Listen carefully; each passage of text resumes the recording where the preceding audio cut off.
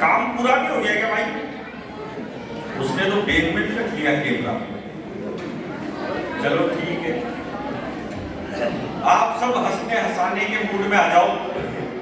आदमी को 24 घंटे मस्त रहना चाहिए, क्योंकि किसी ने कहा है, ये किसने कहा मेरे को आज दिन तक मालूम नहीं चला, पर किसी ने कहा है कि जो मस्त रहता है वो कभी स्वर्ग में नहीं जाता, बल्कि जहां जाता है वहीं स्वर्ग बना देता है। तो मैं आपकी महफिल को स्वर्ग बनाने की कोशिश करता हूं, बस आप आनंद में रहो। और ये जिस स्पीड से भाग रहा है केजरीवाल, कितनी तरक्की तो करेगा ही करेगा। हालांकि मेरे को मालूम है अग्रवालों का प्रोग्राम है, केजरीवाल की समाज का ही आदमी है, तो मैं ऐसी कोई बात नहीं करूंगा जिससे दिमाग पे लोड पड़े। इतना हंसा दिया रूप सिंह जी ने और दीपक पारिक जी ने। अब मेरी हालत क्या है? मेरी हालत गन्ने की मशीन की तरह। आपने गन्ने की मशीन देखी होगी, उसमें क्या है, गन्ने वाला पहले उसमें गन्ना ठूसता है, फिर उधर से निकालता है, फिर उसको दो लड़ी करता है, फिर वापस ठूसता है, फिर निकालता है, फिर वापस ठूसता है, फिर बिल्कुल वो खुक्कस हो जाता है ना जब उसमें नींबू डालता है, फिर ठूसता है, फिर रस निकालता है। अब मैं नींबू लगा के कोशिश कर रहा हूं।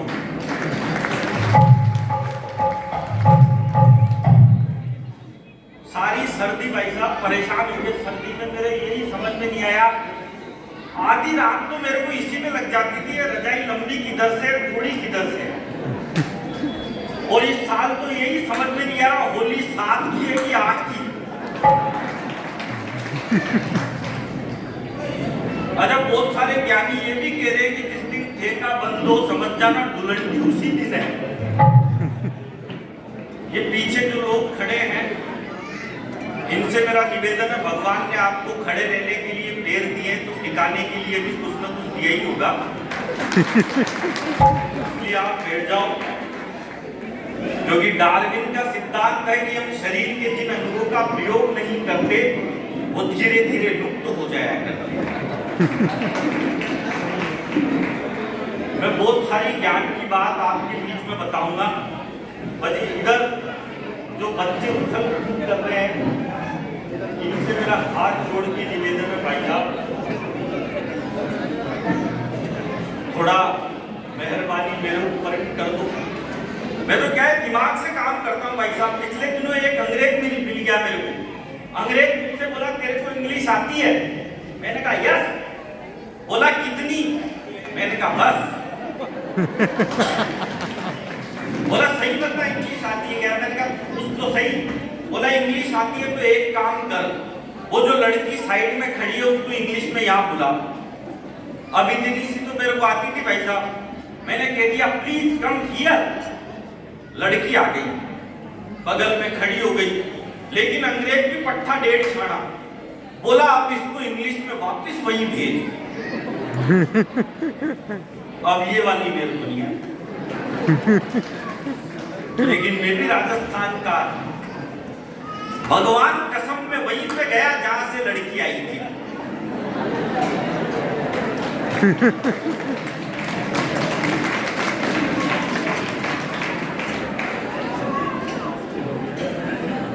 वहां जाके फिर बोल दिया प्लीज कम किया। दिमाग से काम करना। देखो तालियां बजाओ तो एक बार सारे जोरदार बजा दो। ये भैया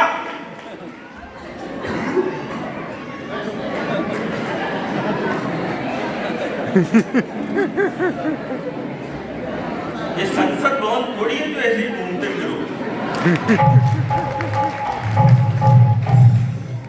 ये भाई साहब महाराजा अग्रसेन का प्रोग्राम है, महाराजा अग्रसेन के पुत्रों का प्रोग्राम है, जिनकी जूतियों की चरमराहट से हिंदुस्तान का खजाना भर भी जाता है और खाली भी हो जाता है।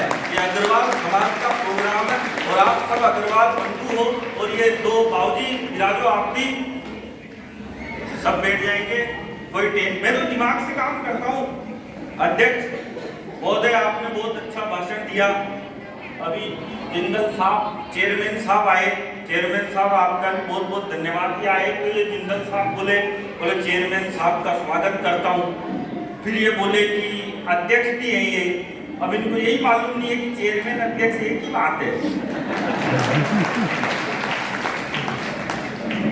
फिर ये मेरे को और कह रहे थे हमारे अतिथियों को थोड़ा लपेटना। फिर अतिथियों ने मेरे को साइड में कह दिया उल्टा करो, तो मैं इनको लपेटता हूं।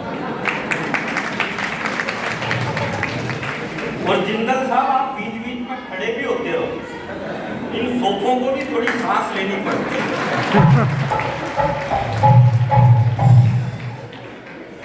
बाबू वेयर आर यू गोइंग?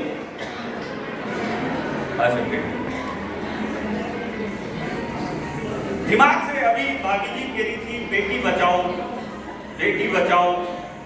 एक बार बताओ भाभी जी, बेटे क्यों नहीं बचाओ? भाई हम कोई गूगल से डाउनलोड थोड़ी हुए। बेटी भी बचाओ बेटे भी बचाओ, दोनों को बचाओ, क्योंकि देश के लिए जितनी बेटी जरूरी है बेटे भी उतने ही जरूरी है। तो दोनों को बचाओ। इस बार में जोरदार तालियां बजाओ। और मैं तो आपका सपोर्ट करता हूं। मैं सपोर्ट इसलिए करता हूं, अभी मोदी जी वो लेके आए चीते लाए, लोग कह रहे बोले चीते बचाओ। मैं सवाई माधोपुर का रणथंभौर, वहां पे टाइगर ही टाइगर, लोग कहते हैं टाइगर बचाओ। आजकल हिंदूवाद भी देश में बहुत चल रहा है, तो लोग कहते हैं गाय बचाओ। और मैं भी आपका सपोर्ट करता हूं। मैं कह रहा हूं गाय भी बचाओ, चीते भी बचाओ, लेकिन सबसे पहले बेटी बचाओ। क्यों बचाओ? क्योंकि एक बात बताओ, कल कोई नौजवान लड़का जैसे ये बैठा है, मान ले भाई कल नई मोटरसाइकिल लाएगा, उसके पीछे चीते को बिठाएगा कि बेटी को बिठाएगा? तो जिसको बिठाओगे उसको बचाओ। मैं दिमाग की बात करता हूं। मेरे जितना दिमाग आपको कहीं भी नहीं मिलेगा भाई साहब। जितना आप दोनों के अंदर टोटल दिमाग हो उतना मेरा खराब ही रहता है। मैं तो एक दिन एक दुकान पे चल गया, मैंने दुकानदार से कहा, मैंने कहा भाई साहब एक काम करो 5 किलो चावल दो। वो बोला किसमें लेके जाएगा? अरे मैंने कहा ये थैला लेके आया हूँ, इसमें लेके जाऊंगा। उसने 5 किलो चावल थैले में डाल दिए। मैंने कहा भाई साहब एक काम करो 5 किलो गेहूं भी दो। वो बोला ये किसमें लेके जाएगा? अरे मैंने कहा इसी थैले में मिक्स कर दे, मेरी लुगाई फ्री है भिड़ती रहेगी। आपको किस बात की टेंशन है? उसने 5 किलो गेहूं भी उसमें डाल दिए। मैंने कहा एक काम कर 5 किलो बाजरा भी दे। वो बोला ये किसमें लेके जाएगा? अरे मैंने थैले में मिक्स कर दे, मेरी लुगाई फ्री है भिड़ती रहेगी। क्या वो कई बात की टेंशन है? उसने तीनों एक में मिक्स कर दिए। अब मैं जैसे ही थैला उठा के जाने लगा तो बोला भाई साहब पेमेंट। मैंने कहा पेमेंट अगले साल। बोला मैं उधारी में धंधा नहीं करता। मैंने कहा नहीं करता तो तेरा माल वापस पकड़ अपने को, कई बात की टेंशन है। स्कोर खराब कर दिया हमारा। बिना टेंशन के काम करना चाहिए। बेटा बैठ जा। ये जितने भी बच्चे हैं मैं इन सबको परीक्षा में पास होने का फार्मूला देके जा रहा हूं। सुनना, मैं दिमाग की बात बताऊंगा। आज के बाद हनुमानगढ़ में कोई भी खेल नहीं होगा। मैं जब 5वीं 6ठी क्लास में पढ़ता था, भाई साहब शनिवार है क्या आज?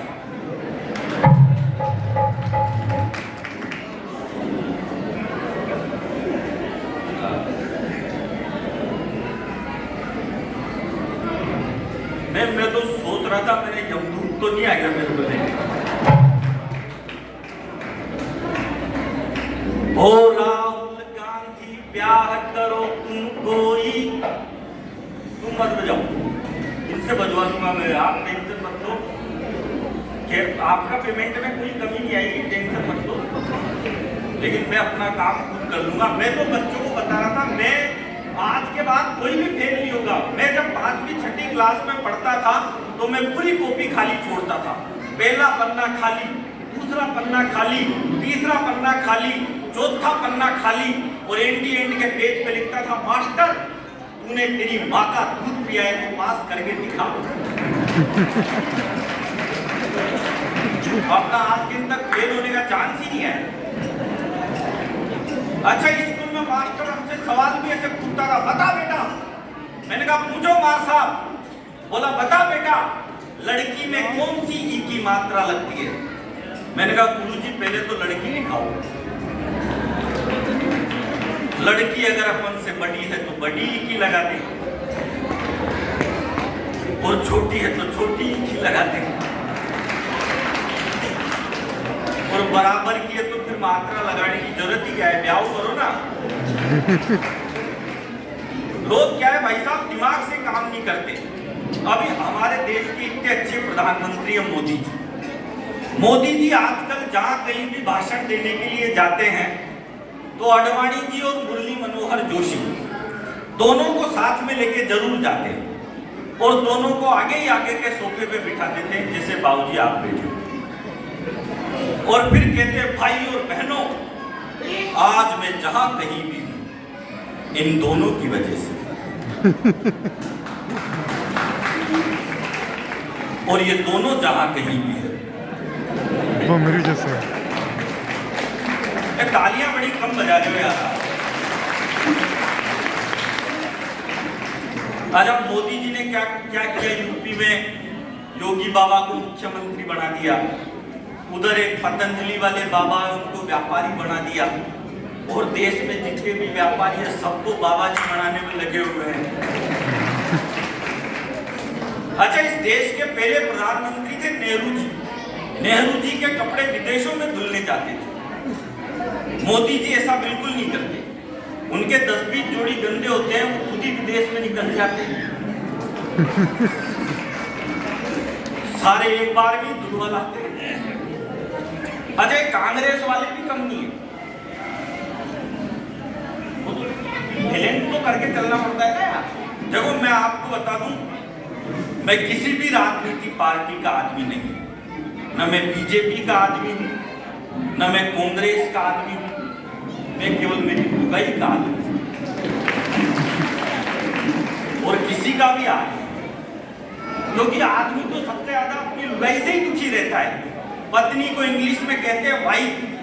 वाइफ की स्पेलिंग होती है WIFE, और इसकी फुल फॉर्म होती है without information fighting every time.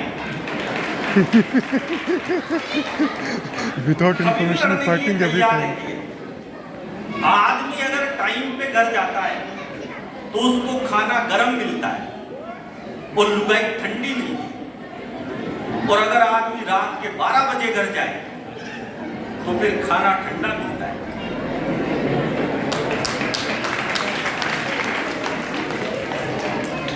मैं तो एक दिन मेरी वाइफ के साथ घूम रहा था भाई साहब कोटा में, तो जिंदल साहब मेरे कोटा में घूम रहा, हाथ में हाथ डाल के, तो जिंदल साहब बोले भाभी जी से बड़ा प्रेम करते हो तुम, तो हाथ ही नहीं छोड़ रहे। अरे मैंने कहा इसका हाथ छोड़ता हूँ, ये कभी साड़ी की दुकान में घुस जाती है, कभी ज्वेलरी की दुकान में घुस जाती है। मैंने कहा मेरा खर्चा, और ये फ्लिपकार्ट अमेजोन आया जब से तो आदमी का खर्चा ही डबल हो गया, सारे दिन बैठे बैठे ही कुछ ही ऑर्डर करती रही। जिंदल साहब मिल गया मेरे को, बोला आप तो बड़ा प्रेम करते हो ना। मैंने कहा इसका हाथ छोड़ता हूँ, ये कभी साड़ी की दुकान में घुस। अच्छा, मैं दुकान के अंदर गया, मैं दुनिया में सबसे ज्यादा इज्जत भाई साहब केवल मेरी लुगाई की करता हूँ, और किसी की भी नहीं करता हूँ, क्योंकि उसने 500 साड़ी पलट पलट के देखी और ये एक भी नहीं खरीदी। फिर दुकानदार से बोला भाई साहब वो वाले डिब्बे में क्या है वो दिखाओ ना। दुकानदार बोला मैडम मेरे खाने का टिफिन है। अब उसको भी खाओगी क्या? लेकिन मैं सबसे ज्यादा इज्जत मेरी लुगाई की इसलिए करता हूं, उसने 500 साड़ी पलटी और एक भी नहीं खरीदी। फिर मैंने सोचा इसने मेरे को भी चुना है। इधर से तालियां बजनी चाहिए थी इस बात। देखो आप लोग सपोर्ट नहीं करोगे तो दुनिया किस चलेगी? इसलिए आपका सपोर्ट जरूरी है। अच्छा, मैं कह रहा था कांग्रेस वाले की कम नहीं है।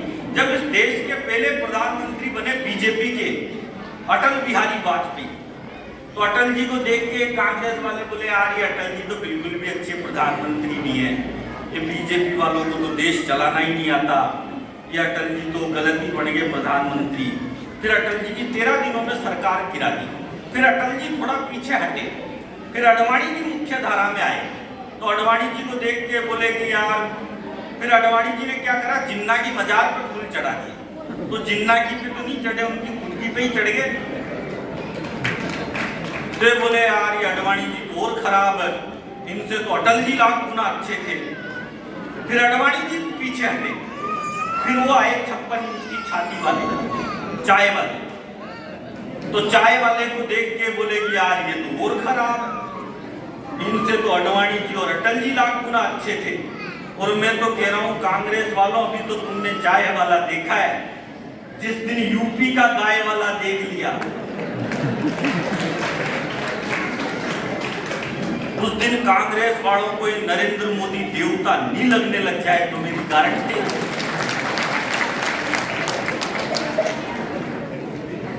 हमारे देश में क्या है भाई साहब, समझ में नहीं आता। अभी हम चांद पे जाने से 2 किलोमीटर से चूक गए, तो ये सारे छोरे छोरी बावड़े हो गए। ये फेसबुक, ट्विटर, व्हाट्सएप पे लिखने लग गए, बोले हिंदुस्तान चांद पे जाने से 2 किलोमीटर से चूक गया, हम चांद पे जाने से 2 किलोमीटर से चूक गए, हमारा विक्रम चांद पे जाने से 2 किलोमीटर से चूक गया।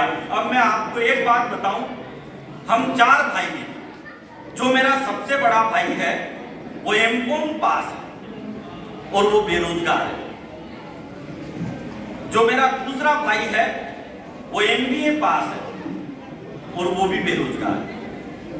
जो तीसरा है वो एमए पास है, जो कोई भी कर लेता है, वो भी बेरोजगार है।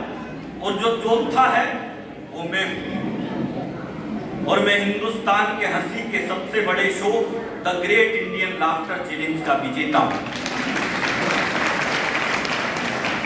इसमें कोई ताली बजाने की बात नहीं थी।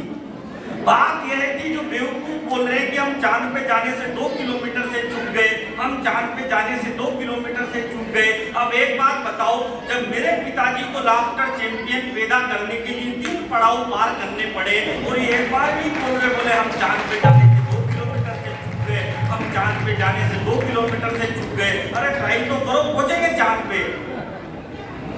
ज्यादा पढ़ा लिखा होने से कुछ भी नहीं होता भाई। आप सब पढ़े लिखे आदमी हो ना, तो पढ़े लिख के आपने भी कौन सा तीर मार लिया। सुन तो आप 5वीं पास तो ही रहे हो, और कितना भी पढ़ लिख लो, लेकिन अगर आपको माँ के हाथ की रोटी से ज्यादा स्वाद पिज्जा, चाउमीन और बर्गर में आने लग जाए तो समझ जाओ आपका पढ़ना लिखना बेकार है। अमीर आदमी वो नहीं होता जिसके घर के बाहर 10 BMW खड़ी हो। अमीर आदमी वो भी नहीं होता जिसके 1000 एकड़ की जमीन हो। और मैं आप सबका समर्थन चाहता हूं, अमीर वो भी नहीं होता जिसके पास करोड़ों बैंक में पड़े हो। जिस घर के बाहर बच्चे और बुजुर्ग मुस्कुराते हुए मिले, समझ जाओ वही घर अमीर होता है। अमीर वो भी नहीं होता जो अपने बाप के पैसे पेश करता है। अमीर तो वो होता है पैसा बेटा कमाए और ऐश बाप करे। मैं बढ़िया ही करता हूं, पर कोई मानता ही नहीं है मेरी बात। मैं तो 25 साल से बता रहा हूं देश को कि मैं बढ़िया करता हूं। दिमाग से काम करना चाहिए। देश में ऐसे ही बहुत, मैं तो आपको बताऊं, एक बस में 5000 नेता बैठ के जा रहे थे। क्या हुआ, ज्यादा बिठा दिए क्या? ये मेरे से क्या है, ऐसे थोड़ी गड़बड़ हो जाती है। अब जैसे आप मित्तल साहब एंकरिंग कर रहे हो ना, ऐसे कभी कभी मेरे को भी दे देते हैं एंकरिंग। तो एक बार बहुत बड़ा कवि था, मेरे से भी बड़ा, उनने मेरे को कह दिया, बोले यार कि मैं 10-20 बार विदेश गया हूँ, अमेरिका, लंदन, न्यूजीलैंड, तो एक बार माइक पे सरका देना तो अपनी झांकी जम जाएगी। तो मैंने कह दिया, मेरा भाई साहब इतने बड़े कवि, भाई साहब इतने बड़े कवि, भाई साहब ने 85,000 देशों की यात्रा करी। फिर मेरे को बाद में मालूम चला यार इतने तो देश ही नहीं होते, थोड़ी ज्यादा सरकी। तो मैं ज्यादा आपको इतनी लंबी नहीं सुनाऊंगा, क्योंकि लंबी कविता सुनाने से बहुत सारे संकट हो जाते हैं। अभी पिछले दिनों मैंने दिल्ली में लंबी कविता सुनाई, तो लंबी कविता सुनाने का संकट ये हुआ कि लंबी कविता सुन के सामने बैठा एक चीफ गेस्ट बन गया। पुलिस मेरे को पकड़ के अदालत में ले गई, बोले तूने ज्यादा लंबी कविता सुना के हमारे गेस्ट को मार दिया, अब तुझे फांसी पे लटकाया जाएगा, तेरी कोई अंतिम इच्छा हो तो बता। मैंने कहा जज साहब, गेस्ट तो मेरी आधी कविता सुन के ही मर गया, अब मैं आपको पूरी कविता सुनाना चाहता हूं। भगवान कसम, मेरी बहुत सारी कविताएं 10 साल से आधी अधूरी चल रही है। अगर आपने ढंग से तालियां नहीं बजाई तो मैं सारी नहीं सुना दूंगा।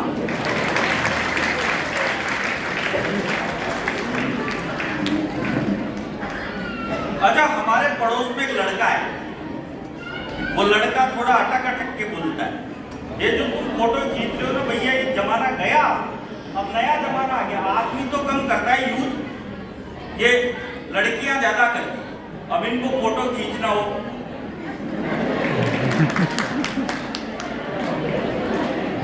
आप ढंग से देखना, सेल्फी खींचते टाइम लड़कियों का और बीड़ी पीते टाइम गांव के बूढ़े डॉक्टरों का मुंह एक जैसा हो जाता है। अच्छा, मैं दुनिया में सबसे ज्यादा सावधान किसी आदमी से रहता हूं तो सबसे ज्यादा बीड़ी पीने वाले से रहता हूं। बीड़ी पीने वाले आदमी से 1 किलोमीटर दूर रहना चाहिए, क्योंकि वो बार बार एक ही बात कहता है। अग्नि आग में झूठी बोलता, उसने वहां भी धर्म खोज लिया।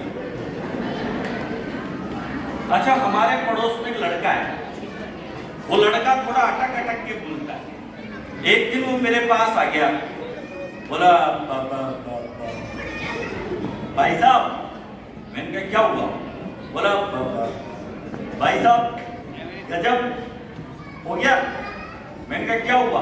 बोला शाहरुख खान की नई पिक्चर लग रही है थिएटर में, पठान।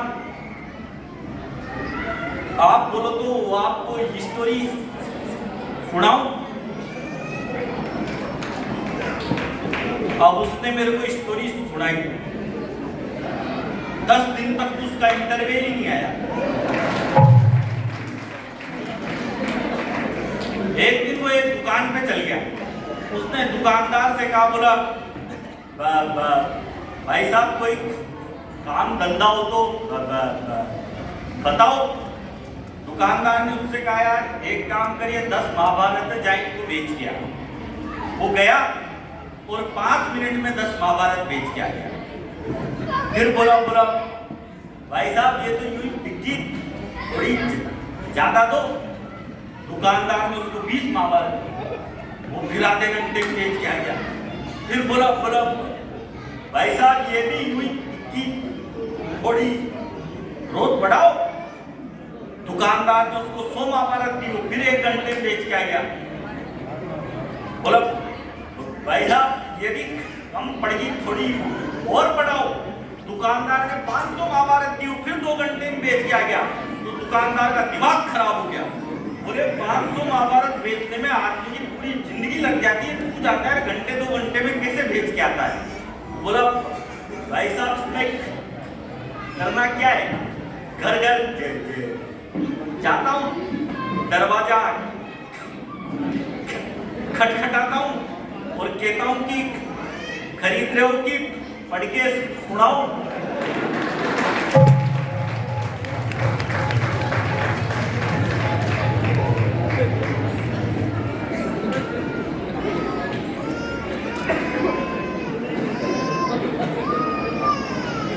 एक दिन फिर आ गया वो मेरे पास, बोला भाई साहब छोड़ दी मैंने रामायण महाभारत सब बेचना बंद। मैंने कहा आप क्या करेगा? बोला अब तो भाई साहब मेरी नई नौकरी लगी। मैंने कहा नई नौकरी किसमें लगी तेरी? बोला भाई साहब मेरी नई नौकरी रेलवे में लगी। मैंने कहा रेलवे में किस चीज की नौकरी लगी थी? बोला भाई साहब रेलवे में मेरी अनाउंसमेंट अनाउंसमेंट करने की नौकरी लगी। अनाउंसमेंट करने की नौकरी। मुझे कहता है कि अब टिमोथी उसने अनाउंसमेंट बेटा है। किया, राजधानी एक्सप्रेस हनुमानगढ़ के प्लेटफॉर्म नंबर 3 पे आई थी, वापस गई।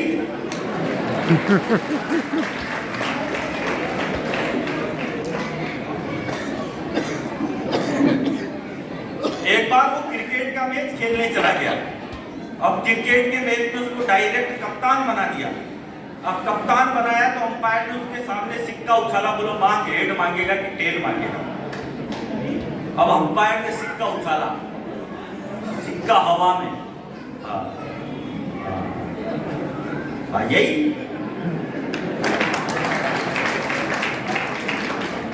उसके तो जो आ गया जो ही असल है। थोड़े दिन बाद उसने अपने 20 दोस्तों के साथ एक ऑफिस खोला 20वीं मंजिल पे। उसमें लिफ्ट नहीं थी। अब पहले ही दिन इनॉग्रेशन करने के लिए जाना, जैसे इन्होंने गाड़ी पार्क करी वो बोला ऊपर बाद में चलेंगे, पहले मेरी बात सुनो। अरे बोला बहुत देर लगाएगा, 20 फ्लोर चढ़ने हैं, उसके बाद बोलना। तो 2 फ्लोर चढ़ गए, इतने में फिर बोला ऊपर बाद में चलना यार, पहले मेरी बात तो सुनो। अरे बोला 20 फ्लोर चढ़ने बहुत देर लगाएगा, 1 घंटे कौन सुनेगा तेरी बात। फिर 5 फ्लोर चढ़ गए, फिर बोला बस सही।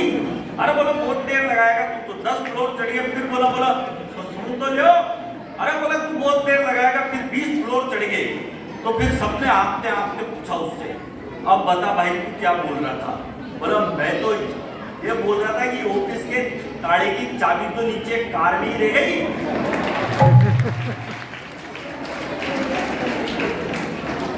जब आपको आनंद आ रहा हो तो एक बार सारे जोरदार।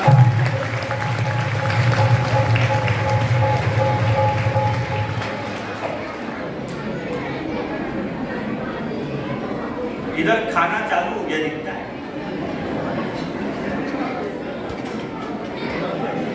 8 बजे चालू होगा, पर लोग तो मंडराने लगते।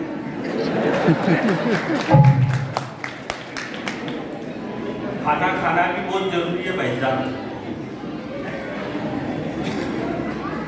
ओ राहुल गांधी ब्याह करो तुम कोई बाला देख लो। जब तक सारे लोग तालियां नहीं बजाओगे मैं यही लाइन सुनाता रहूंगा।